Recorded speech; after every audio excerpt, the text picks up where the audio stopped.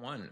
Welcome to another episode of the Creative Ops Podcast, where we follow our curiosity to explore emerging trends and bold possibilities to help us rethink what creative operations is and can be. Today, we're tackling a crucial question. Should you refactor your tech stack in the age of AI?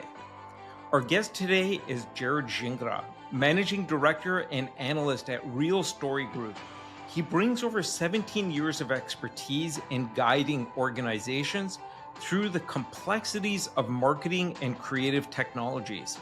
His insights on aligning technology with strategy are invaluable for navigating the seismic shifts AI is bringing to creative supply chains. So we all know AI is no longer optional. It demands clean data, aligned content, and strategic decision making.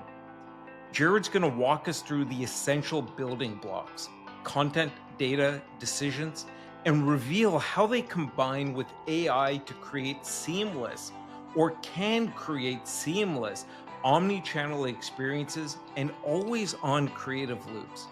But none of this works without breaking down silos. Jarrod explains why content and data teams must collaborate deeply and why human-in-the-loop workflows are essential for ensuring meaningful AI outcomes. And for creatives, the message is clear. Embrace data as your ally. It's the story behind the story, the insights that resonate with your audience. So whether you're curious about AI's impact on workflows or seeking strategies to future-proof your operations, this episode is packed with actionable insights. Grab your notebook, get ready to tackle the Hamlet question of our time: to refactor or not to refactor? And remember, stay tuned after my interview with Jarrod for my reflection questions segment.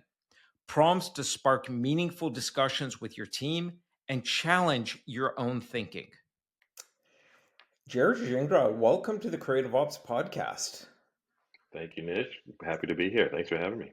Yeah, I've been really looking forward to this conversation because, as anyone knows who's listened to the podcast, I've gone down the AI rabbit hole. I firmly believe that AI is going to change everything. And one of those things that it's going to change is one of those three legs of the creative operations stool: people, process, technology, that we always talk about. And today, you and I are going to talk about tech. And I think you're the perfect person to do this with because you've got a really interesting and unique vantage point based on your experience and what you do. So before we dive into the episode and get into like data fluidity and interoperability and all sorts of other interesting topics that are going to be valuable for the listeners, tell us a little bit about you, your background, your experience, and what you do. Yeah. So I'm the managing director of an industry analyst firm called Real Story Group.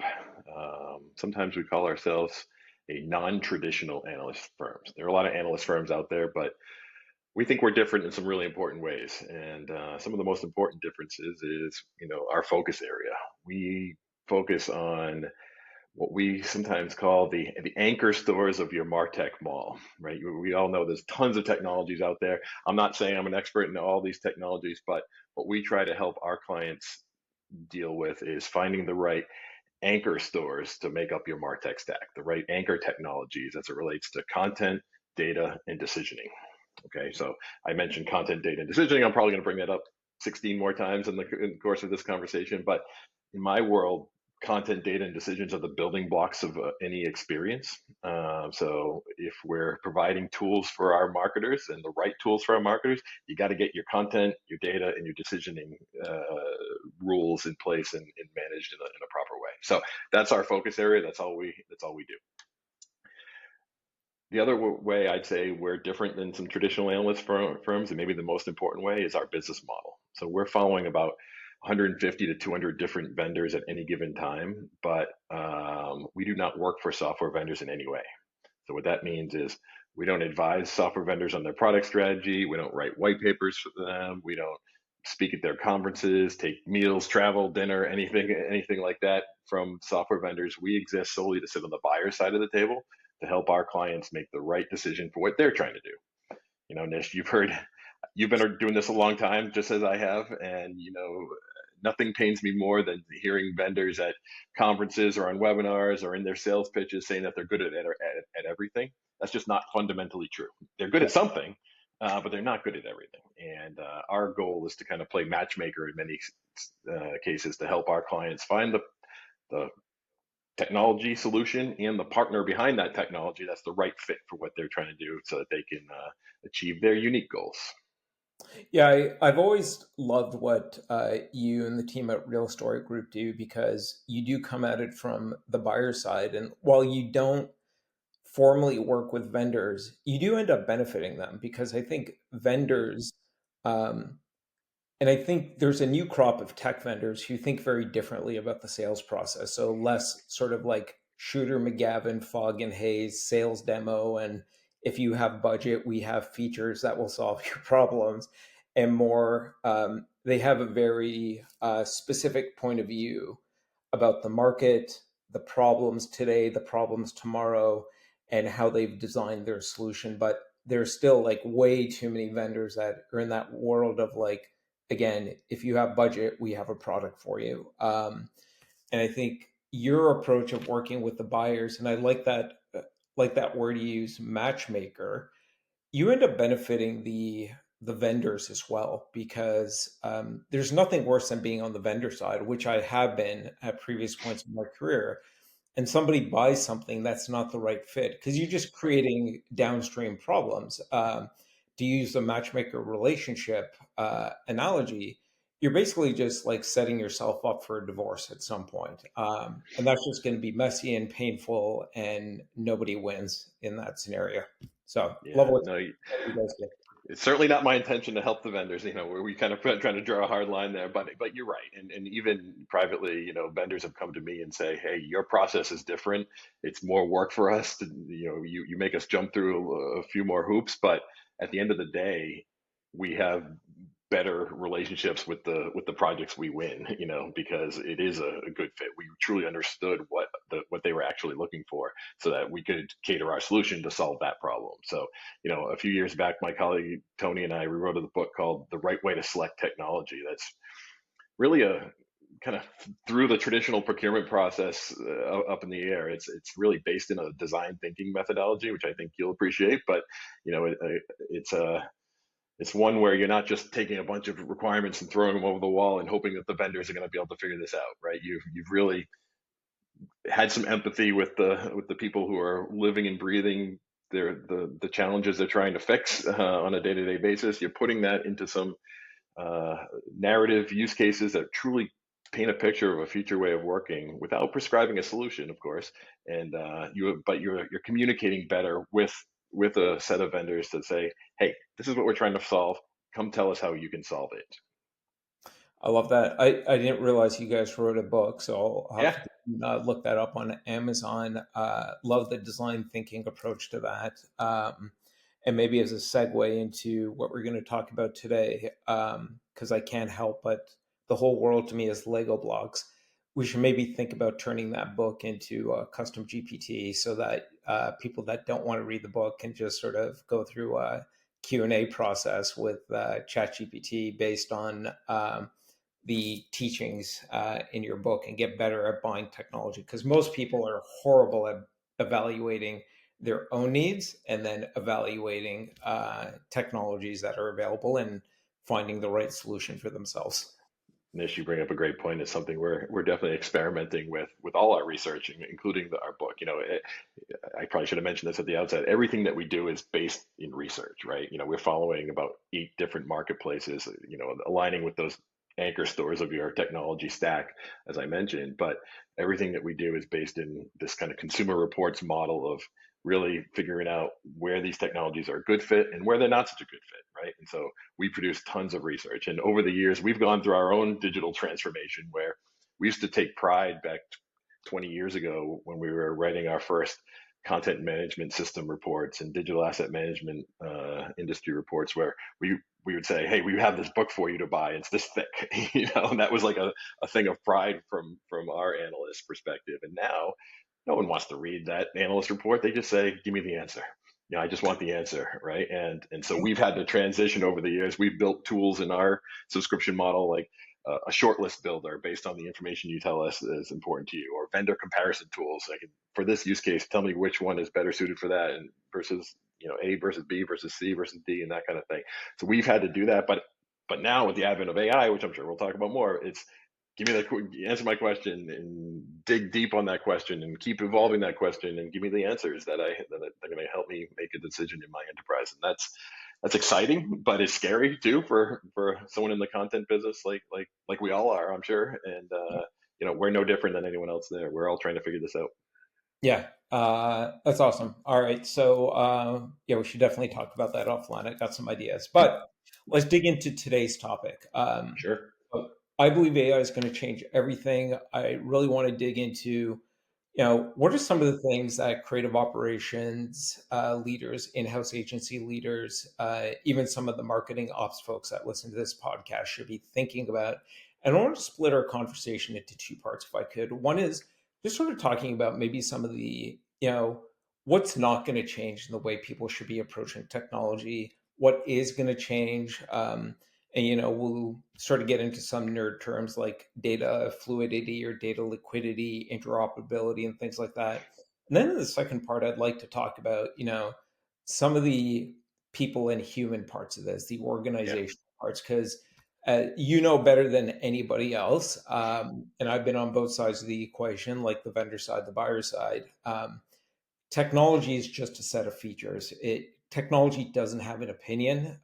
Technology is not good or bad, although lots of people these days think AI is bad, but AI is not objectively good or bad. Right. It's the humans. The humans are the messy technology. Yep. We're the ones that determine how we're going to use the technology and what impact it's going to have and what the second and third order implications might be. But let's start off with this. So I believe AI is going to change everything. So with that is sort of a broad canvas. One, do you agree with that statement? And then how are you and your team at Real Story Group starting to think about what that might mean today and moving forward? And what are some of the things we need to start thinking about as we're thinking about our current tech stacks? Should we basically just throw out our tech stacks? Not And yet. how should we think about redesigning or Yeah. refactoring for this AI future? Yeah. So it's interesting. I'm going to talk about this in terms of like the bigger picture because That'd be great. I see AI as like this like fuel that was sprinkled on a fire that was already started. Okay, and let me explain that. So for many organizations that we're working with, and we tend to work with we work with companies of all shapes and sizes in every different industry. But I will be honest, our client base skews larger. We work with many of the global 500 type companies, right? So in these organizations, we have seen a massive transformation happening in the last 10 years. And even before we were really talking about AI, we were talking about how can we do omni-channel better, right? And that's not a new term. We've been talking about that for decades now, but people started getting serious about omni-channel again in the last 10 years, specific, and even more specifically the last 5 years has been a push to say, hey, we cannot continue having disjointed experiences across our different touch points. We need to be doing this better. So we've seen this transition, and when we think about it from I go back to my building blocks that I mentioned earlier. I have content, data, and decisioning, right? So from a content perspective, we had so much content stored in like single channel systems, like a web content management publishing system to cater to the web, a social publishing tool to cater to our social channels, marketing automation tools to cater to my email channels, right? And so these systems became bloated with content data and decisions in these channel specific systems. And so, going back to this fire that I think was already burning, people were saying, this isn't good enough. We need to think differently from our tech stack as a whole. And so, what we started seeing is, how can we take some core omni-channel content data and decisions and take it out of these channel specific systems and move it lower in my stack? So think more foundationally about content data and decisions and divorce that from the channel specific systems that we had invested so much time and effort in over the last couple decades. So that was already happening, right? Then you go sprinkle in this AI stuff. So And it's, just yeah, before you go there, yeah, just to make sure I'm hearing you correctly. So we're sort of living in this world of like silos. Like when you say channel specific silos, and in definitely. those silos was trapped like content data decisions we're making, but the customer doesn't think of themselves as a silo. Like a customer isn't going, my relationship with Acme Inc. is split up into my social media relationship, my email relationship, my web relationship, so on and so forth, right? They're just like, I'm Nish, I'm your customer. Like, please treat me as a whole human being and not as a series of channels. Absolutely. And companies have And long talked about wanting to, enable the promise of omni-channel, but they weren't organized either on their org chart or from a technology point of view to do that. So if I got that right, you're great. 100% right. Yeah, and it's not just digital channels either, right? We just I fall into that trap too. I always start with the digital channels, but then I work with a bunch of clients like some of the biggest hotel chains in the world, right? And they're talking about their your hotel registration Um, experience or online experience should match your check-in experience and your trip to the restaurant experience, your checkout experience. This all has to be cohesive, and I can't have something totally disjointed from what I'm seeing on the web, on my TV commercial, in my check-in experience. When I get to the room and I see a television monitor in my room, or the text messages that I get along the way, these are all touch points with me as a consumer of that hotel experience, and it has to be on brand. It has to be consistent. You have to know me and provide me something relevant for me. Don't just be blasting me and treating me like everyone else if you do know who I am. Cool. So you've got all these silos, and then you're just about to lean into now AI comes along. So what's AI doing to this scenario? Yeah. So again, there's been this push to think more foundationally, right? To move content data decisions outside of these channel specific systems. Now AI comes around, and of course, we're all talking about generative AI primarily, but there's insights AI and predictive AI, which I'll argue are kind of the three big buckets that we see AI falling into today. I can talk more about that later if we want, but start with generative AI. People are saying, okay, we can produce more content faster. We can, we don't have to. We can point these AI learning systems at our content and have stuff that's relevant to us. Okay, that's great. Then they do that, and they say the results that they're getting is not exactly what they expected, because what we're finding is, with some early experimentation, people are realizing, hey, my content isn't maybe stored in a proper way that I can point these systems to in a meaningful way, or it's spread out into all these siloed systems.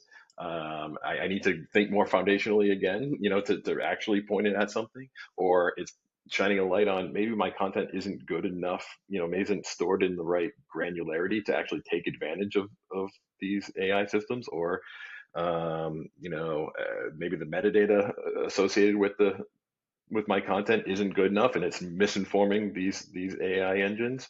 And then from a data perspective, it's shining a light on to lots of messy data in organizations, and they're saying, "Gosh, just throwing AI at this problem isn't going to solve everything, right?" And the dirty little secret from a content perspective that I keep seeing over and over again as these experimentations are happening is, even if you have a perfect content repository and you point your AI at it, your AI doesn't necessarily know the differences between your content. Many of these organizations that we're talking about have been around for 20, 30, 100 years, and this content that goes all the way through that time. And is something more important if it was original, or is the newest thing more important? Or what? How do I weight my content in a way so that an AI engine can start to say, okay, this is more important for this person, or and that's where I think we see this transformation happening, where you got to get your content clean. You got to get your data to a point where it's actually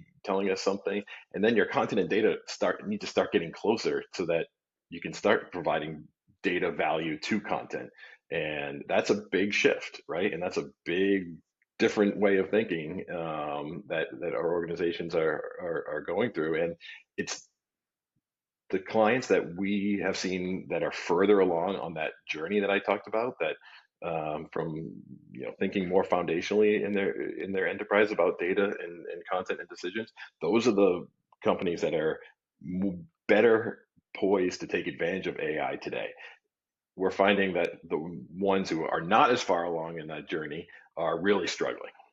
They were able to maybe do some quick experimentation, but not to the scales that they're envisioning. Yeah, I think about this a lot. So a couple of things, and I'd love to get you to comment on this. One is just as background. I used to be the CEO of a data analytics company that we sold Yeah, in 2021. So um, I always found it, I'd always get this little smirk because everyone would say we're data driven. And then we would walk into these companies and we'd take a look at the state of data and we go like, oh my God, like, where are you driving to? And sort of one of the frameworks I have is that like AI/technology is just an engine again. Data is the fuel, and data could be content or, data is like, I just use that term really broadly and generically, and we're the navigators. So if your data in whatever form it's in, like content, like, campaign performance data, whatever it is, if that's not accessible, if it's not clean, if it's not like reliable, i.e. accurate, then it's almost like putting diesel into your car when it should just be, I need unleaded, and you're not going to go very far. Like, you'll start moving, but as you said, your car's just going to conk out pretty quickly, and you're not going to get the potential. And the other thing is, I feel like with AI, we're transitioning from a world of like reactive creative and marketing intelligence to real time creative and marketing intelligence, where there is now the potential, as you're saying, for that data and content to almost in a continuous feedback loop be feeding off each absolutely. other. And we sort of see this in some of these early creative automation platforms like Pencil and Creatopy and others. And I think that's just the start. So, as an organization, if you're not doing the ditch digging work that's boring and unsexy, and you're not going to post about on Instagram about fixing your data, your content repositories, and all that, you're not going to be able to play in this world. And I think that's real existential risk for a marketing organization, for a creative department. Or do you think I'm being hyperbolic? No, no, you're 100% right. You brought up something that we talk about all the time, is I think in order for this to be successful, we have to think of AI as a loop, right? And we have this concept of this flywheel. We're industry analysts. We're constantly making reference models to help our clients make some sense of this world. So, I mentioned it earlier. We have these three buckets of AI in our world, right? There's generative, there's insights, and decisioning. But if we do this right, the insights are allowing you to identify potential opportunities. Your decisioning AI is maybe helping you identify what to do with that opportunity. And then your generative AI is creating some very relevant content to take advantage of those things that you've identified. And then once you get it out there, you're going to measure how it did, learn and adapt, and get better prompts, and continue and continue and continue and continue. And you're right. We're going to get out of this like start of campaigns, and it's like this always on world that we're gonna build. And I think AI is going to be the tool that we it's going to help us get there. But I think it's very helpful to think in this loop, because it's not something that you're just going to start, end, and wash your hands of and hope to pick it up again next time. It's going to be always on. Yeah, I mean, even as you're talking about this notion of a continuous loop, I can see, and I've already, you know, not seen it, but talked about it, and when I'm meeting with teams and organizations about you know, the way even teams like plan and operate is going to be substantially different. Like this idea of like, here's our annual plan, and we've sort of figured out the campaigns for the year and things like that. I still think your plan's going to have like, oh, we're going to have our like Christmas campaign or our Sure. Valentine's campaign, but I think the execution framework and model and the way like everyone works in this continuous loop world is going to be dramatically different. So as AI creates these new possibilities that some companies, and I think the ones that are starting off with the blank sheet have the best shot at this, create these pressure points for existing companies to like rethink their technology and how they operate. Yeah, it's going to create like I think that's where a lot of the I don't think it's job loss. I think it's job dislocation. Like every job sort of probably gets refactored to like you have to think differently in a world where AI is enabling this continuous loop. Yeah, absolutely. And even some of the terminology that you're using, I think, is going to change. The campaign term is so loaded, right? It's such a loaded term, and I think as we evolve, everything is going to be so personalized. Like what's a messaging that's relevant to me might be very different than what we want to present to you, Nish, right? And so even something like the Christmas campaign might be relevant to me, but it might not be relevant for someone else, right? And so why am I going to beat them over the head with a Christmas campaign if it's not relevant to them? I want to maybe there's a better message for them, and so that concept is going to change dramatically in how we store data and match it, marry up data and content to create these experiences in a very personalized way is without a doubt going to change. But you bring up, the people aspect of it, right? And job roles and stuff. And I don't know exactly how that's going to shake out. Admittedly, I don't know how any of this is going to shake out. These are just theories, but I, I think we need to. The first thing I always challenge my clients on is this notion of self-identifying as like content people and data people. It's just like 10 years ago, 20 years ago, still today. We've always talked about like the tech folks and the business folks. Content and data people need to get closer together. We're all content people. We're all data people. We can't hit. We need to be closer and work closer together. And that's a big barrier today. Then I mentioned data needs to get closer to our content just in general, right? To be the secret sauce behind the content, to be able to provide weightings, provide relevant decisions that come out of making decisions around content. You have to have data alongside of that content. So I think it starts with breaking down some of these just silos in job roles and job structure, org structures, and just even just how we self-identify. And just as content people, we need to be more open to data and not scared of data. And data people, we need to be not scared of content. And that's it seems like an easy one, but these camps that we've been in remain today, and they're very very difficult to cross in many organizations.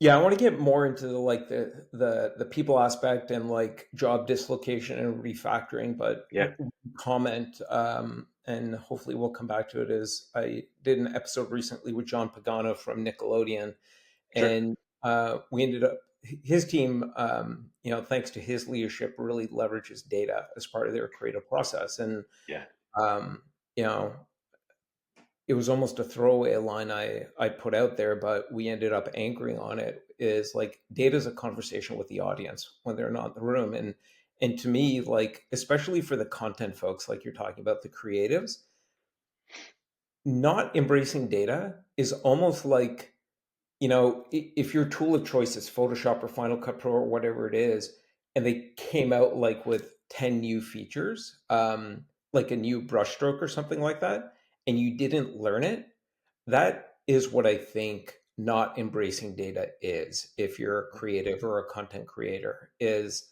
it is just part of your tool set.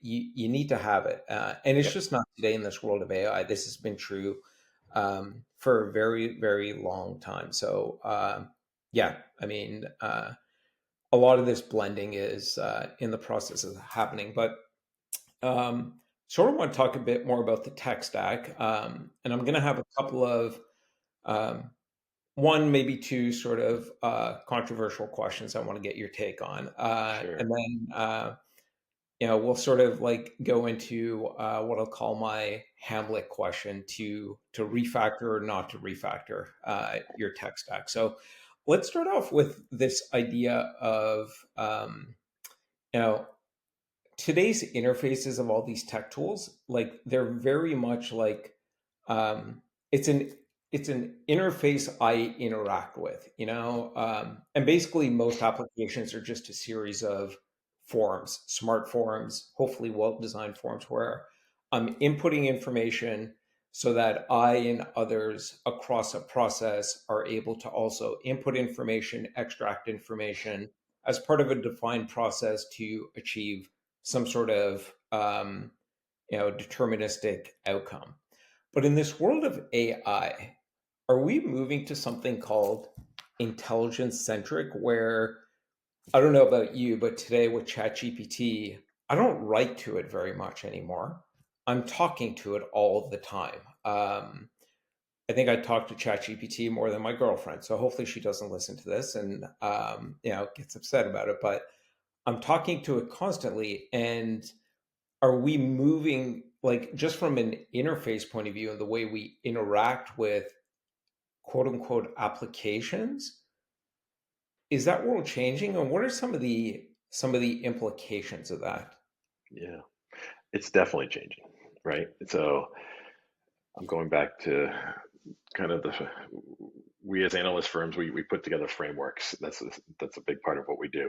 And one of the ways I assess people who come to us on their journey is I have this framework that it's like a 4-point system, right? So 1.0 is like uh, content as a standalone platform, a place you go to find content, pull it out, and do something with it, right? 2.0 is like content as a connected service to your stack. So it's powering other systems, but from a single source. Crossing the chasm to a 3.0 world is what I was talking about earlier, is something more foundational. It's more of an omni-channel content platform. And then recently I've had to add a 4.0, which is more of a predictive platform, content as a predictive platform.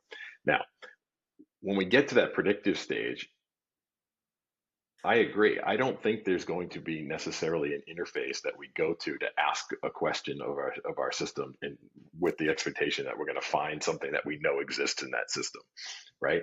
I think these systems are going to bubble up stuff to us to make a decision on it, or bubble up a experience to us, and we as humans validate, hey, this is right or not right. And over time we're going to be training that system even more and more, so that our intervention is going to be less and less over time. So I think the human in the loop is certainly something that is critical today and will always be important. But the idea of the human in the loop is that you're training to say, yes, these are relevant experiences that are getting results to our constituents in the multitude of factors. So I totally agree. Every system that I look at today, at the end of the day, is the same. It's some way to filter through a bunch of information and get an answer that I probably think is already in there, right? It's like I think of dam systems in particular, because digital asset management is a passion of mine. I've been working in that space for a long time, but think of every dam system. It's like I'm gonna go to my search box, my Google like search box, and then I'm going to filter down. But I'm looking for something I know is in there. I suspect that we have this, so I don't have to recreate it again. But what if that system could just bubble stuff up to me without me having to put those keywords in? It should know what I'm trying to do. I almost think of it like, how we create email campaigns, and we say, hey, we want to reach this cohort of people. It's women aged 35 to 55 in Europe who want to take their family on a vacation. We try to isolate that and then give them a message. That in the campaign world, that's the way we think. What if we can start by asking our content systems, or all of our foundational systems, say, hey, these are the goals we're trying to achieve. tell us how to do it. Like marry the right content, the right data with the right decisioning on it to be able to say, achieve these metrics, that I'm trying to accomplish. And that's a very different paradigm than just question, answer, then I go do some work. Like, no, here's the goals, here's the parameters I'm setting up. Tell me how this should be done. Yeah, I think there is, especially for organizations that have been around for a while, there's so much data they have, whether it's content, campaign performance data, you know, audience profiles, so on and so forth. And I even think about the creative briefing process, and Yeah, it's such a absolutely. soul-sucking experience, right? Where people are filling out these like horribly designed forms. And I'm like, the creative brief should just be three or four questions. Who do you want to talk to about what?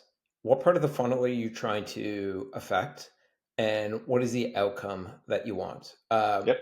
And then you just put it through something that's been trained on like your business goals, your industry research and perspectives, competition research, our past campaign performance data, ICPs, so on and so forth, and then it almost generates a like a draft campaign that the human in the loop, to your point, can go in and edit, and then even pulls things in from like your asset repository to go, here's some Yep. placeholder assets that you may want to use. And I just think how that could totally change the like how quickly marketers can move, and the collaboration between marketers and creatives of like, because now the creative almost has like, even if they go, we need to create new assets, they've got like better context and almost like this like mood board of like stuff we've done in the past that sort of fits this campaign but not exactly, so we want to do something new. Um and that's not like a 5 years from now thing, like you could No. build that today. No, and I'm glad you brought up the creative brief, because that's kind of a light bulb moment that I see with many of our clients that we're working with, because they see, like, originally they were thinking of AI as a way to help with the execution, the of creative, right? It's like the help speed up my creatives and doing the work so they can do more faster, right? Great. That's here. We're doing that. But this light bulb moment was, oh my gosh, we should be using our data and our content in AI to help inform decisions very early on in the process, right? And all the way back to the creative brief, or even sometimes in some organizations it's higher than the creative brief. It's like this, what's this high level objective, this business objective that we're trying to solve, right? And if we can round trip data to that stage in the process, wow, our AI is going to help us massively throughout this whole process. It's not just a production tool. It's really involving with the entire end to end flow. And if we get things right at the beginning, we're not going to be wasting cycles down the line either. Theoretically, right? If we get it right early, then our chances of success at the end is going to be much better off. So Yeah. we um see that light bulb go off time and time again. Yeah, I'll make a shameless plug here, self-serving. It's one of the reasons I, with a few other people, are putting on these creative ops AI workshops starting in late January, a few cities around the US, and we'll probably end up doing it in the UK as well. It's because most people are just so like obsessed with the generative AI stuff because it's amazing eye candy, Yeah, especially with Sora that just hit yesterday. Like we're recording today on December 10th, and it's these things are awesome. Like, type or yeah, speak images and videos into existence. But I just feel like a lot of creative operations leaders are so focused on that yeah. they're like they've lost sight of like all the ways in which they could use it for operational effectiveness, like resource management, the creative brief process, really understand the people on their teams at a human level and how that can then get sort of layered onto their resource management process in terms of who's going to do what and how does that tie into like people's career. Like there's so many amazing things that could be done, and again, all of it possible today with just a little bit of a imagination. But Yeah, I but to that wanted point, Nish, I'm sorry, just one quick point on that, because I think you hit on something. The whole generative AI piece, in the something new comes out every day, and it's sexy, it's visual, it's awesome, right? And that's what gets us all excited. So that's good. It's not necessarily bad, but I can tell you that so we have this council of our biggest clients that meet on a regular basis. And we obviously one of the big topics that come up is AI. And we ask, what are people actually doing as it relates to generative decisioning AI and insights AI? And believe it or not, there's actually there's experimentations happening all across the board without a doubt, but there's more progress being made in the decisioning and insights Yeah. portion than generative because they're realizing we can't do generative without the data, right? And that's where the data is going to come in from the insights and the decisioning type pieces. So Yeah, the way I think about that was encouraging for me, I guess. yeah, no, that's awesome to hear because the way I think about it is if somebody's just focused on the, to use your term, like the sexy generative AI tools and use cases, amazing. And if you're really focused, let's say you're an in-house agency and you sort of sit in that, we're a production studio bucket, or you're an offshore production partner, Yeah. like you're going to get tremendous value out of that. But everything also creates second and third order consequences. And Yeah. one term I heard recently is that every abundance creates a new scarcity. And maybe you've seen this is I think as more teams press the AI button on scale content at speed and cost efficient, then do it cost efficiently. Things that the creative and marketing world have been like struggling with for years, and now the easy button is here.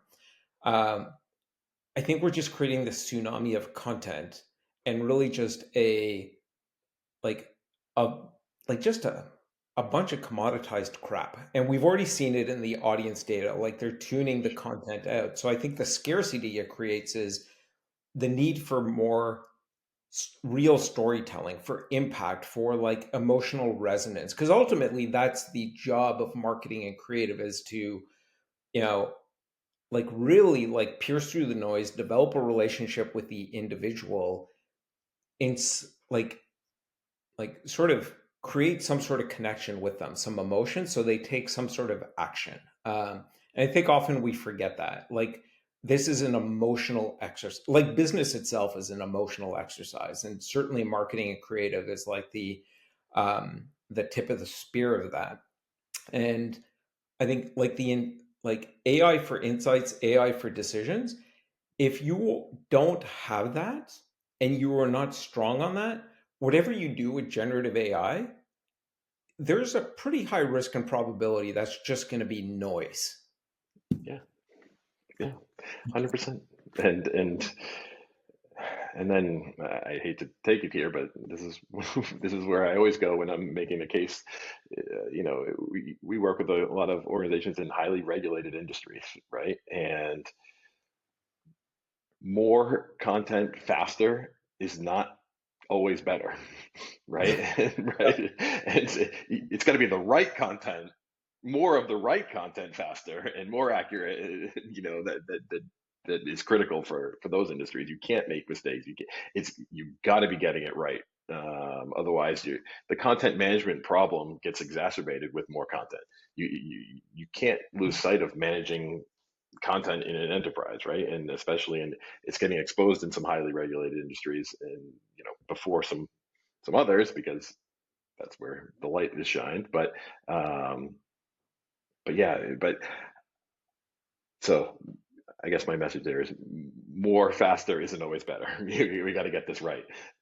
Yeah, and I don't think it's just regulated. I think it's any business, It's especially everything. yeah, any business that cares about brand, which, as we know, in this era of AI, brand is one of those moats, right? In a world where Absolutely. with AI you can copy everything. I think I'm going to write about this on LinkedIn next week. We'll see how much trouble I get in. But I think in the era of AI, we're all China. Like in that China sort of used to be fairly or unfairly accused of like, oh, we see what they're doing over there. We're going to copy it because we can do it more Hmm. cost effectively. And I think that's Sure. what AI makes all of us as individuals, teams, organizations. And in this world, like your moats are like decreasingly going to be like um, oh, we've got different features or we got a better user interface, because that could be copied overnight now. It's going to be data distribution and brand, is what it's going to be. So I think, marketers and creative ops leaders and house agency leaders, as you're thinking about your AI road ahead, you've really got to think beyond just generative AI.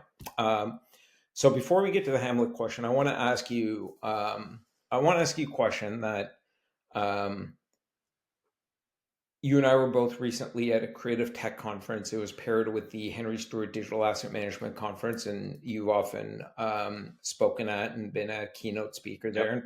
and did sort of state of the industry. So, as somebody that has been, deep into the state of the damn industry for years, and we just talked about like moving from today's interface experiences, where it's a series of forms across a process to, achieve, to enable inputs and outputs to achieve certain outcomes, moving to more like intelligence centric with AI. Are dam systems still going to be around, or because when I think about a dam system, I'm basically looking to define an asset with metadata so that others can retrieve it because we want to use it for a certain purpose, like a campaign. But in the world of intelligent AI, couldn't I just drop all my assets into a Google Drive folder or Dropbox folder and then just basically speak to the AI and say, here's what I want to do, go and find me some assets. And maybe along the way, it's already like added metadata to them. So, and I know I'm oversimplifying it here. And Sure. for anybody that's at a damn company that's listening, please don't come at me. But I think we need to ask these types of questions because we all need to know where we're going in the future, whether we're on the buyer side or on the vendor side. Yeah. So it's going to look different, right? And so I don't, I'll go back to one of the things I started out with. I think this notion of we still need a content repository that's a smart content repository. I say smart, so it's like my content married up with some metadata, with some data together. So whether that's from a traditional DAM vendor that evolves to that point, or it's file system like you mentioned, a Google or an Amazon or a Dropbox, or I don't know who's going to get there, but someone is going to evolve to a point where they provide this repository, this authoritative repository for my content. And so I think all these different vendors across many different industries are actually trying to come to this thing. And sometimes I use the analogy of like a Game of Thrones thing.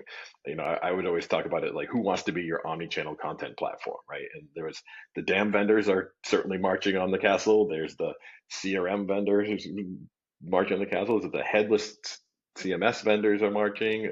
Content operations vendors are all trying to say, hey, we can be your repository for all things content, regardless of the channel.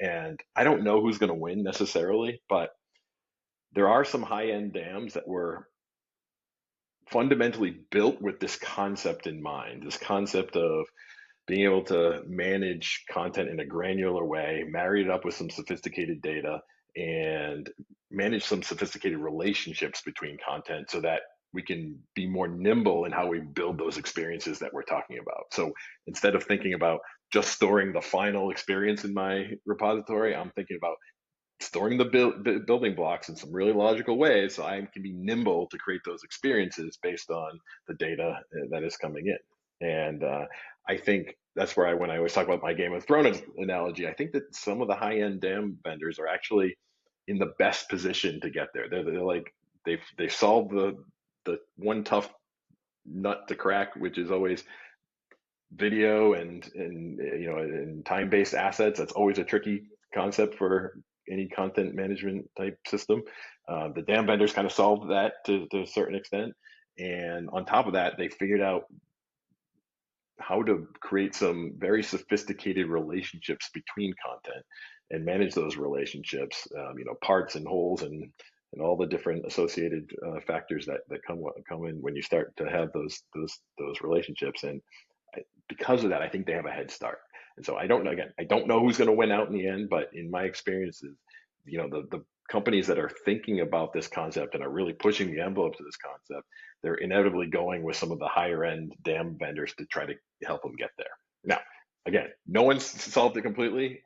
This is an evolution, but some of the high end dam vendors have a bit of a head start. But that said, to your question, there's a whole slew of vendors in the dam marketplace today that were not built to solve this challenge, and they feel a little bit like dinosaurs to me, and a bunch of them are going to go extinct unless they evolve. Yeah, that's interesting. You made me think of something else.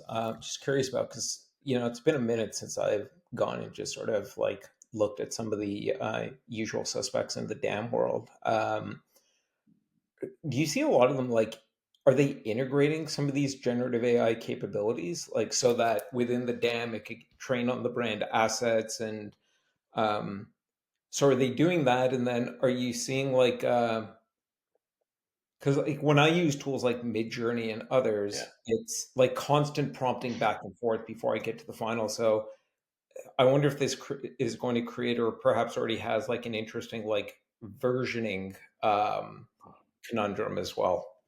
Yeah.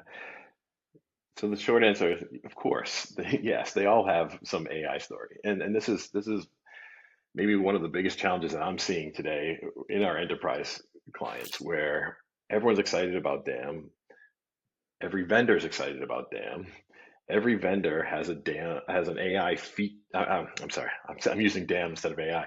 Every vendor's excited about AI. Not, I wish they were all excited about DAM. They're all excited about AI, but so they all have AI as a feature of their system.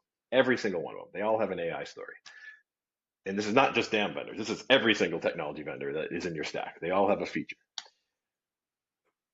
The thing that makes me nervous, I'll stop short of saying keeping me up at night. It doesn't keep me up at night, but it makes me a little concerned is that there's so much experimentation happening, even in the same enterprise, like the same company, where you have competing vendors who are th- providing the AI subsystems within from a tool to tool to tool basis, right? You have all these different vendors, different subsystems, different legal contracts, different just rules around how their systems learn and how they spit things out, how they version things, how they don't version things, all these different things.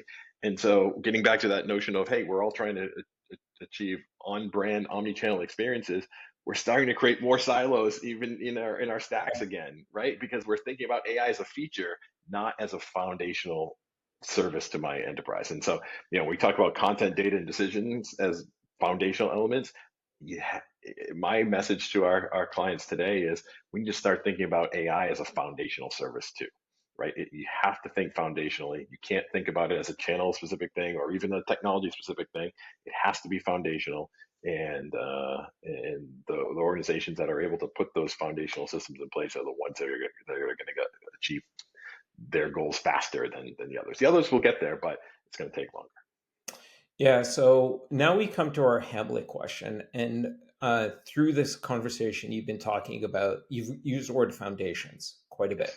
Yep. And I think that's the right word to use: content, data, decisions, and now AI. And I think, to me, content, data, decisions have needed to be part of an organization's foundation for a very long time. But because of the way the org chart is organized, and which is really, I think, a design of human nature. And I've got this whole prediction about like the org charts going away over the next 5 to 10 years, and it's just going to look like a cloud of AI agents and human talent.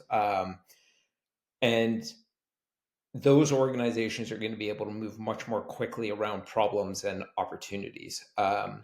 And they will run circles around the competition, and that creates extinction risk for organizations that are still very much in this traditional org chart silo model. So most organizations haven't done content, data, and decisions as a foundation, and they should, because ultimately it's one organization, but it's structured and operates like a bunch of like, it's almost like the European Union, like a whole bunch of like countries within Sure. it. And now AI needs to be part of the foundation, as you said. And I think for anybody that believes that AI is going to be a significant determinant of their future, and I think it is for 100% of organizations, AI demands data that is fluid. AI demands content that is available. It demands, um, that decisions be made with the whole picture versus a siloed picture. So the Hamlet question is, if somebody's listening to this and they're like, geez, I just put together my tech stack over the last 4 or 5 years, we made huge investments into it. Like to refactor or not to refactor, like how should I start thinking about this? Is it like I've got my tech stack today? What are the questions I should be asking myself to determine, like, just to do like my own internal like light audit? And how do I sort of think about maybe painting my tech stack North Star picture of here's where we need to be in a year or 2 years? So I start to like frame up some of my own thinking before I come and knock on your door and go, okay, let's like do a deep dive on this and just tear the Lego blocks apart and figure out how to put them back together. Like, can you talk us through that a little bit? Yeah. So one of the interesting things, I'll go back to my model that I talked about earlier, my 1.0, 2.0, 3.0, 4.0 model, right? With 4.0 being predictive, 2.0 being where most people are, which is it's like a one-way flow of information. It's a traditional model. It's like we have a very linear flow of experience creation, right? That 3.0 world, that omni-channel content platform, where it's like content and data stored independent of the channels, as my 3.0 world. What I found is people who want to get to a 4.0 world, which everyone does, they can't get there without getting to the 3.0 world first. You can't, it's very difficult, if not impossible, to jump from 2.0 to 4.0. You have to rethink how you're structuring and storing your content and data and decisions. So the good news is that this stack transformation is already underway for many of the largest companies in the world, right? And this is something that they're very much invested in, and it's hard for me to say the word phenomenon, because AI is a phenomenon. It blew me out of the water how fast this is changing. That's a phenomenon. But prior to that, as I mentioned in the beginning, it's like there was a transformation happening in people's stacks, in large enterprises stacks, and small ones too. But we tend to see the investment happening at the larger enterprises. It's kind of a bellwether for what's to come. And people are starting to think differently. And again, I think it's those organizations who have made that investment, or at least further down that investment journey, that are ready to go. They're ready to say, okay, let's start training our AI systems on these models based on our content with some really important data. Now, no one's figured it out yet, Nish. No one's has it completely done. But if you haven't started this transformation and all your data is scattered in all these different channel specific systems, and you're going to start to say, hey, we want to just really get to that 4.0 world, that's going to be damn near impossible, right? It's not going to be easy for you to get there. So again, good news. A bunch of organizations are positioning themselves to be successful. No one's cracked it yet. I don't want to say that, it's easy to fall into the hype of AI. There's a lot of hype out there, and it's all exciting. I don't want to discredit it, but you got to get your foundations in place. And the good news is some organizations are poised to be very successful with this and do it the right way. That's great to hear. If any Wall Streeters are listening, you should talk to Jarrod and find out the companies that aren't doing this, because those are probably the companies to short. Like, I've got this theory that I wish I was in a position to like find out where people are on the AI maturity curve, and how much ditch digging work they're going to have to do to build these foundations. Because to me, that's differentiation between like who's actually embracing AI and Yeah. who's just sort of doing the cosmetic, yeah, we're doing some experiments and look at this picture I created with Midjourney or something like that. I think it's that ditch digging work that is the key differentiator. And And on that, I was talking to, I will not mention the person or the company. It's one of the biggest SaaS companies in the world. And it's a senior technologist there. And we're just talking about like, they had some conversations about data's in such a state of like disorganized. Do we just start off with a blank sheet? Hmm. Um, have you heard conversations like that in the Uh, circles you travel in? Because like I've seen the state of data, and it's like it's not easy to like fix this. it's fascinating, Nish. So I, I haven't heard too many serious conversations from, again, I work with mostly larger companies, right? But I think it's just very related to, when I work with our big companies, they're always thinking, how do we get ahead of our competitors, our traditional competitors?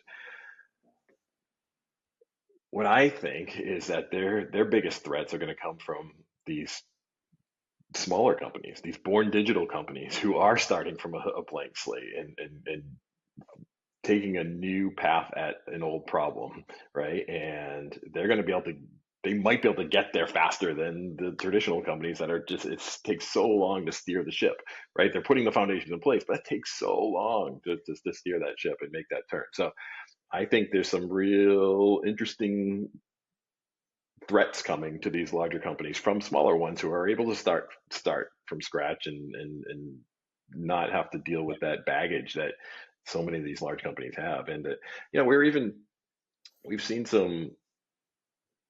I'll even take AI out of it. It's related to AI, but even before we're having this deep AI conversation, everyone wants to do personalization and next best action and next best experience efforts, right? And even executing on that has been hard for big companies, right? Everyone has these grand theories on the personalized world, but it's hard to do, right? First of all, you need content to support this at a scale that is really, really difficult to achieve, and defining all the different rules around what personalization should be is hard. So I have seen on the flip side, just to bring home this point, is like the born digital companies are the ones that have been able to create much more meaningful, if not completely one-to-one personalization, some pretty small segmented personalization that is meaningful in creating some serious lifts in cost and efficiency, situation. So I kind of see, I think back to the conversations that we're having around next best action, next best experience, personalization, one-to-one personalization as much as possible. I think we talk about experiences. AI is just going to help us get to there faster. But if you're starting from a place with so much baggage, it's going to be so hard for you to get it to that precision that you're looking for. Now these startups and born digital companies, they're going to get there first, and I don't know exactly what that means for for the industry, for some of these industries, but there is going to be a serious challenge from some of these startups. Yeah, I think it also requires a different type of culture and DNA. Yeah, And it's very hard for a well-established organization to like mutate their DNA. And I've even, talked to some organizations about like, do you need even two CEOs, like today's CEO and tomorrow's CEO? And I've always interesting. sort of like scoffed at the idea of co-CEOs, but now might be the right time to do it for at least a period during this AI transition for however long it's going to take, because it is two different mindsets and cultures, and you basically are building. Another company is what you're Yeah, doing. Well, yeah, like what's that old adage, like trying to fly the plane while building it, oh, is what every established company is going already is or is going to be doing. And yeah, it's not going to be easy because this isn't implementing a CRM system. This is like you're refactoring everything, like your technology, your org chart, roles and job descriptions, and I think the biggest one of all is eventually you end up refactoring your entire business model. yeah. And Nish, Earlier, I mentioned that we have this group of people that meet from the biggest companies in the world, meet on a regular basis, and we're the technology analysts. We're talking about a lot of this challenge that is facing all of these people in the room from a technology perspective, but invariably the conversation comes back to the people, the org structure. And we've done a ton of different exercises with these groups saying, hey, you could start over. What would it look like? And, everyone's different and different stage in thinking this through, but you're right. It's like some people say, "Oh my gosh, we need it today and tomorrow." Do we need a CMO? Is that too limiting? Should we be thinking bigger? And all these different conversations continue to come up. So again, no one's figured it out completely. We're all on this journey together, but one thing's for sure is where we're headed is going to be different. I just hope as a longtime user experience guy, I hope that we design the organization of the future from the consumer backwards, right? Let's think about the experiences that we want to provide to the people that we're trying to reach, and design an optimal technology stack, an optimal org structure, and optimal um, work environment for whoever's going to be doing this work to meet the needs of the end user. But uh, I think some people are thinking that way. I don't think everyone's thinking that way, but this is a story. This is not a new story either. This is one that we've been having for many Yeah. years too. There might not be a choice. I think everyone's going to have to move down this path because Yeah, I think AI is the great sort of equalizer. Like everything else is going to become commoditized overnight, as I said before. So you mentioned people in organizations. So in our in our last few minutes, and we've talked about people and some of the effects there, but a couple of things I'd like to get your perspective on, and it sounds like it's happening in these conversations you're having with your clients that you gather together every now and then. Is one is when it comes to like technology historically, and there's a statement I've been saying over the last 12, 18 months: this is not your grandfather's change management. And when I think about like technology historically, it's about, oh, we're putting in place a CRM system or ERP or a DAM system or something like that. And the people part of it is, oh, we need to train them on the new features or the new process and things like that. And that's that's a bit of a lift and things like that. I think often they sort of get conflated and, oh my god, like how are we going to do this? And it's just like, guys, it's not that big of a deal. But in this world of, as you're talking about before, we're going to have these intelligent interfaces. We might be talking to and being more than navigators. Here's the outcome I want. Let's, I'm going to be collaborating with this intelligent AI to figure out how to get to the outcome. So I'm not going to be trained on features. I'm not going to be trained on process. Like, how do you sort of see that changing? Like, not training specifically, but what are the skill sets that, and maybe this is, I'm going to guess this has come up in some of those roundtable conversations you've had, like the skill sets that are going to be required for the people on the teams, whether it's creative, marketing, whoever else. I wish I had a really good answer for this one, Nish, but I don't. I don't know the exact answer. I can tell you some of the things I've heard. I mean, again, it comes back to this. Ultimately, we're training technology to create experiences, right? I can't get into the side of that. That's what we're doing. In order to do that, we need to understand technology. We can't be afraid of technology, right? So the skill sets, I need to have some. I don't know if it's coding skills in the traditional sense that we've always talked about it, but we need to be. We can't be afraid of teaching technology to work in a way that we want it to work. Number one. Number two is again that data and content people silo. We got to break that down. We got to think about these two things in a much closer way. And but ultimately, what AI is not going to be able to do is not is to bring in that emotion of the brand and truly put yourself in that consumer's point of view. So I think, at least in the short term and probably for the long term, I need to be a customer advocate, at every step of the way in this process, right? I need to inject the human experience because ultimately this whatever AI is, it's going to touch the human at the end and try to impact their decisioning and their next action, and hopefully if we're doing this right, it leads them down the path that we want them to. But injecting a human emotion and at every step in this process, I think is where we have to. It's a skill set. I don't know how to put that in terms of a skill set, to provide some human emotion, but it's like a checks and balance along the way that we're saying, hey, this is going down a path to our intended achieving our intended goals, and this is moving the needle in the direction that we want in a very responsible way. I think you're hitting it right on the head. So I did a presentation at a conference recently, and we recorded and put on the feed. And I talk a lot about like let machines machine so humans can human. That's great. And, Yeah, love it.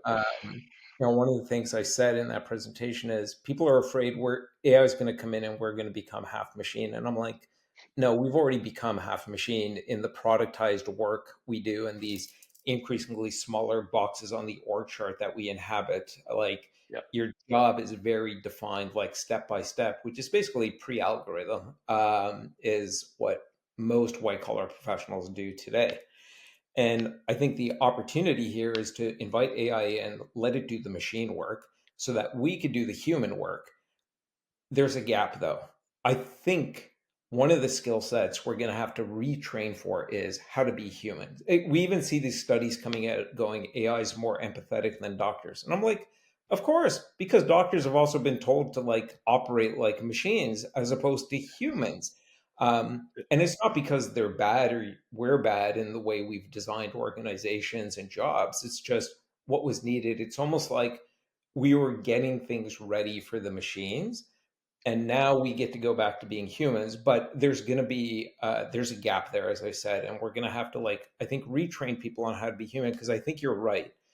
The differentiator is not going to be scale, speed, cost efficiency, because again, AI is going to allow us to copy each other overnight now, when it used to take years or decades to catch up with the other guys. Now it'll be instantaneous. yep, The differentiator will be us. It'll be our humanity. And I think about like something I call the 5 C's of human labor: curiosity, creativity, connection, collaboration, community. And I think in that is what you're talking about, like that human experience, that empathy, that emotion. And that'll be the differentiator. So I think organizations that understand that train for that will be well served, in addition to building these AI foundations along with the content data decision foundations that you talked about. But it's going to require a different sort of leadership as well. agreed. No, I love that framework that you laid out there, and ultimately we're designing experiences for humans, so we can't lose sight of that, right? It's Yeah. and experiences are all those three of those 5 C's that you just mentioned. That's an experience, and Yeah. yeah, I don't think AI is going to solve that for us. All right. Final question, Jarrod. You've been very generous with your time and knowledge today. What are some of the, like, in these roundtable conversations or with individual customers, or just you and your team sitting around the Zoom chat? Like, what are some of the questions that you've heard that have really caught your attention that people are asking of each other, of themselves, that you think the listener should be thinking about, under this context of, you know, how do we navigate this AI journey when it comes to technology? Mm. So the one concept that rises to the top at every one of these discussions is always around how do we do this right and in a responsible way, right? And because there's so much experimentation around, these people are smart. They understand that there's all this experimentation around. They're all excited about it, but they also realize that there's risk associated with this experimentation. There's risk about competing with others in my organization around whose AI engine is going to win out in a particular organization. But there's risk in creating bad experiences again, along the way. So people are saying, before I can even start to break down these silos and think more foundationally, how do I do this how do I approach this whole concept in a responsible manner? So people are forming some AI councils that are formed to do this, to guide this process in a responsible way. They're forming these, many clients that we've seen have developed these AI responsibility checklists to say, hey, if we're going to go through this, we got to adhere to these principles. None of them are perfect, but they're a little bit of a framework, and I think whenever we think foundationally, you need to think about putting a structured framework in place to provide some guidance. So um,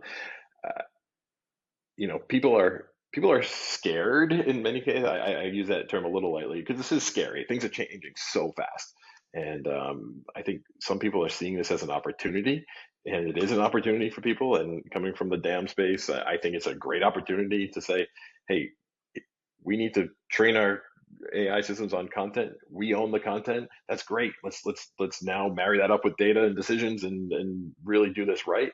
But ultimately, it comes back to people want to be successful with this, but they want to do it right. They want to do it in a responsible way. They want to do this in a way that is not just a fad. They want to make it truly part of their DNA, and that's not going to change fast. But it's these conversations invariably come back to that. It's like, all right, we're super excited about this, but we got to do it right. We got to do it in a way that really helps our organization as a whole. It doesn't solve these mini problems. It'll solve the mini problems along the way, hopefully. But let's think about it in a bigger context, because this is real. This is not going away. This is truly transformational. But we got to do it right. Yeah, I think that's an incredibly valuable exercise. I'm going to assume embedded in that is sort of looking backwards of how do we get to where we are today? Like, why do we have these silos, and how did this sort of like, um, yeah, how did this like cement between these organizations within the company build up over time? And It isn't easy. And I 100% like empathize with wanting to be responsible. I'm also aware of like I've met with quite a few of these AI councils. I think way too many of them are rooted in old school change management, Absolutely. language, and philosophy.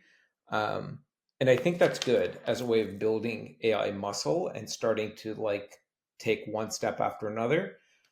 I would encourage every organization with an AI council to have a counterpart council of AI anarchists, the ones who are sort of painting the picture of like, we're going to burn the boats and here's where we need to be in 2 years. And in an ideal world, and nothing's ideal, they sort of meet up in the middle at some point. Because I think if you don't have those anarchists going, we're going to burn it all down, you're not going to be able to mutate your organizational DNA fast enough to compete with, as you were saying, the people starting with the blank sheet or the young, nimble startup.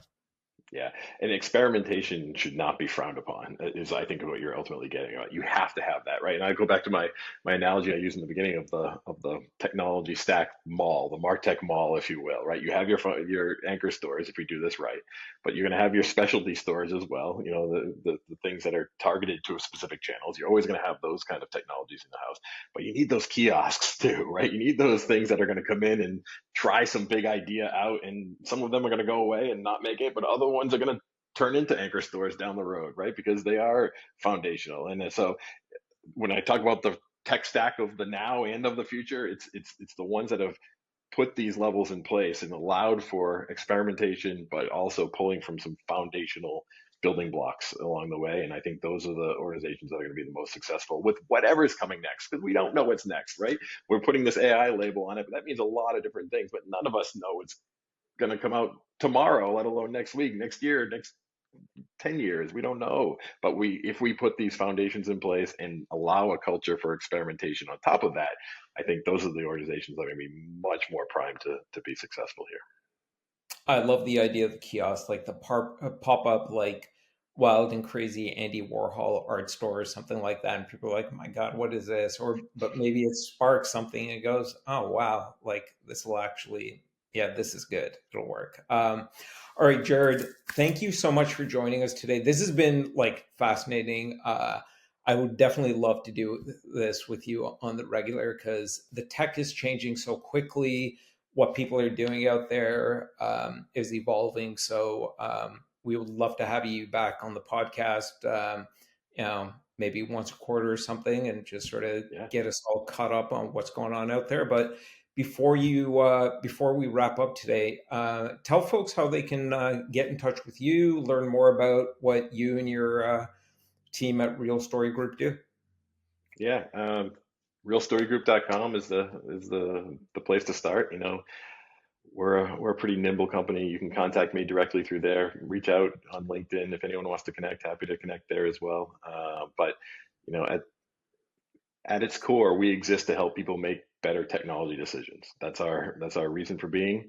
And no matter where you are in your journey, and I say that journey because no one's figured it out, but everyone's on this journey, and we think that we have some methodologies and some frameworks to help you make some better decisions. I'm not saying I'm going to be perfect at every step of the way, but I think if you do this in a logical manner based on some tried and true research, we can help you make the best decision for what it is you're trying to do. So happy to continue the conversation with you anytime and with others who are on the call if they want to have a call. I'm happy to do that anytime. That's so generous of you. Thank you so much again. And yeah, for anyone listening today, if you're sort of sitting there, deer caught in the headlights, what do I do in terms of my tech stack in a world where AI is going to change everything? Highly recommend, if nothing else, go and check out. There's lots of great content on their site. And do reach out to Jarrod because he's been there, done that, helped lots of organizations. So he's got that like this amazing institutional memory of how we got from there to here, and that is helping his clients figure out how do we go from here to there in this world of like, okay, AI is going to change how we need to approach tech. So, Jarrod, thank you so much for joining us today. Nish, thanks for having me. Thanks everyone. Hey, folks, Nish back for the reflection questions segment. This is where I share some of the questions that I've been thinking about since my conversation with my guest, in this case, Jarrod. Really enjoyed this talk with him, learned a lot from it. And these are questions that I jot down in the days since the conversation. Sort of helps me translate my own sort of talking into listening mode with the guest into thinking mode. And then ideally, my thinking mode serves as a launch pad into doing mode. Maybe it'll serve the same purpose for you, whether it's asking these questions of yourself or using it to prompt a discussion with your team, your leadership, whoever it might be. So, the one thing I'm really thinking about, actually, a few interrelated things. The first thing is I've been thinking a lot about loops. Jarrod talked a lot about in this age of AI how it's enabling this opportunity to create these always on marketing and creative loops. I think that is sort of it seems like it's the current way of thinking about that one to one, always on omni channel, but future, but never quite could grasp that future reality that everyone's been like trying to figure out for the last 10, 20 years. And now it seems like it's here, it's possible. And now it's a question of can you can you take advantage of that opportunity? So one question I'm thinking about is, are teams and workflows ready to support this level of agility? And if not, how might you prepare for this? I think the reality is that most teams and their workflows aren't ready for this. This is going to be an entirely new way of working. So when new possibilities are created, I think one of the things we have to do is think about how do we have to change the way we work, the way we're organized. So I'm going to put a pin in that for a second because there was a second thing related to this that I want to put on the table. Jared was also sort of emphasizing this idea of breaking down silos between content and data teams. And the question that spurred me to think about is, what are the hidden silos in how we work or how we're organized, that might be holding back the opportunity to take advantage of these new possibilities that AI has put on the table, and will be putting new possibilities on the table as AI continues to advance at a head spinning clip.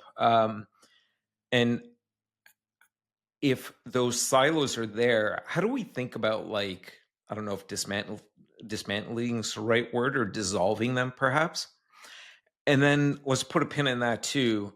The third thing I'm thinking about is really the title of the episode is like, to refactor or not refactor my tech stack in the age of AI, sort of the Hamlet question, if you will. Um, and it's not just for creative operations. I think everyone who owns a vertical tech stack or is responsible for vertical tech stack, creative operations, marketing operations, sales operations, development operations, so on and so forth, they're all going to have to think about this. Like, do I need to refactor or not in this age of AI? And one thing I've been thinking about, and I was sort of hinting at it there by sort of talking through all these different, like, functional groups and having their own vertically oriented tech stacks. I think one of the things that is going to happen, and this didn't really come through in the conversation, he's got me thinking about this, is we've got all these vertical tech stacks.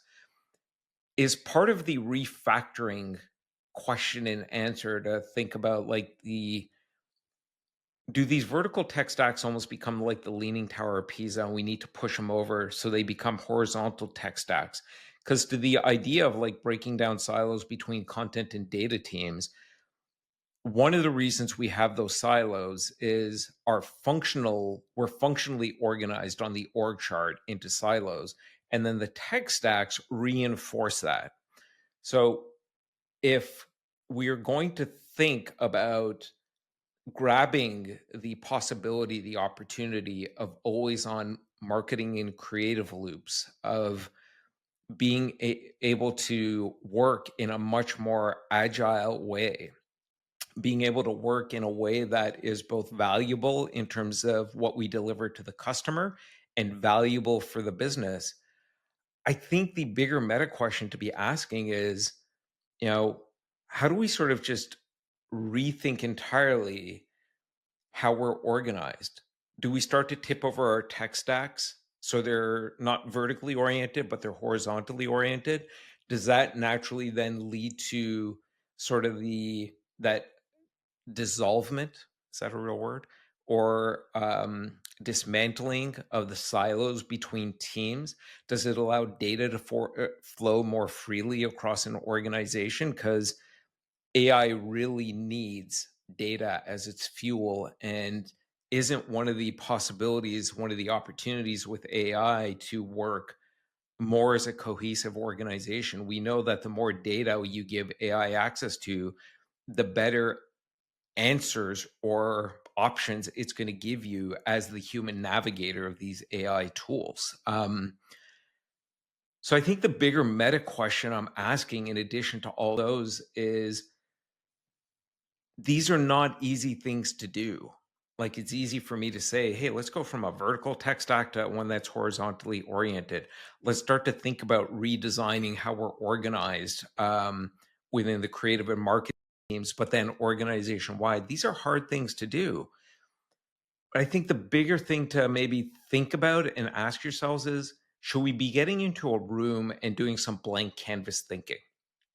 And what I mean by that is, I go back to the episode I did with Wesley Harter from Monks, and he's one of the founders of that company. And when ChatGPT showed up, he and the rest of the executive team got into a room, and they said, okay, let's take a blank sheet of paper out. And if we were to start the company today, knowing that ChatGPT is here and all these other AI tools, and they're evolving at a pretty head spinning pace, then how would we design the company? And he said it would be designed very differently. So they're not going to change overnight. That's really hard to do when you're an 8,000 person company, especially, and you've got existing clients and things like that. But they've got this notion of a North Star of what they're building towards and an idea of a plan for how they get there and an understanding of, what are going to be the changes we're going to have to make? What are the costs? What are the investments? What are the implications in terms of roles, skill sets, things like that? They don't have a crystal ball like none of us does, but they've got a notion of, okay, what's the North Star? Where might we want to get to in the next 2 years?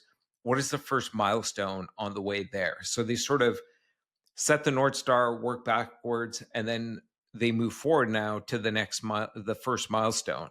And then they assess, they look at the plan, they adapt.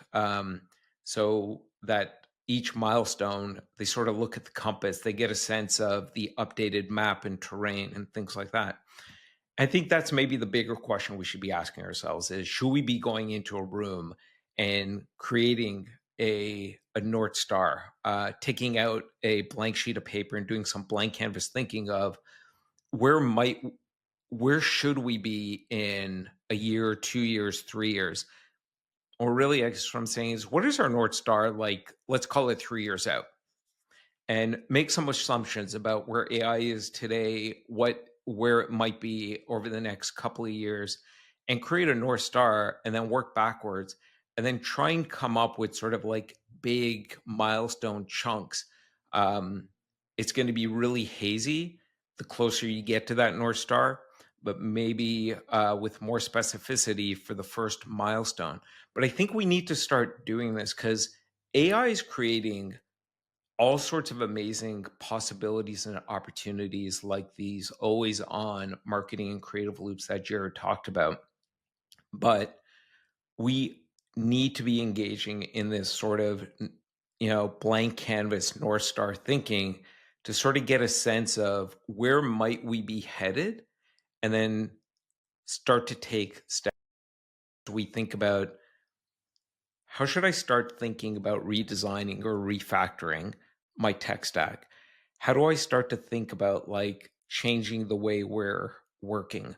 What are some of the different skill sets we might need? The hard skill sets, but I think more importantly, the soft skill sets. Because in this world, the ability to be, agile at a pace that I don't think any of us has ever experienced might be a skill set we need to better understand what it's going to take to operate in that way. Um, what's it going to take to start to break down some of those silos in organizations? Because those silos aren't simply because the org chart exists. It's very human to want to have a place on an org chart. But I think this episode and others and just other thinking I've been doing is I think we're moving into a world where the org chart's going to start to look very different. I do think we are going to need to start to break down a lot of walls and barriers. And I personally believe that an org chart is going to start to look very much like a cloud over the next 5 years, where it'll be a cloud of AI agents and tools and a cloud of human talent. And they'll self organize around emerging opportunities and problems. I could go on for hours or days about that. Anyways, these are some of the things I've been thinking about while having my morning coffee since the conversation with Jared. If you want to riff about any of these, feel free to reach out. If you want any of the other questions I've jotted down after every episode, I jot down anywhere from 10 to 30. Let me know. Happy to share those with you. And I hope this was, that you got to listen. You took away a few things from that. And maybe these questions were, an additional way for you to sort of translate that listening into more formal thinking, whether you're just doing it with yourself while you're having your own morning coffee, or you're using it to prime and prompt discussions with your team or your leadership. Anyways, hope you're having a great day. Talk to you soon.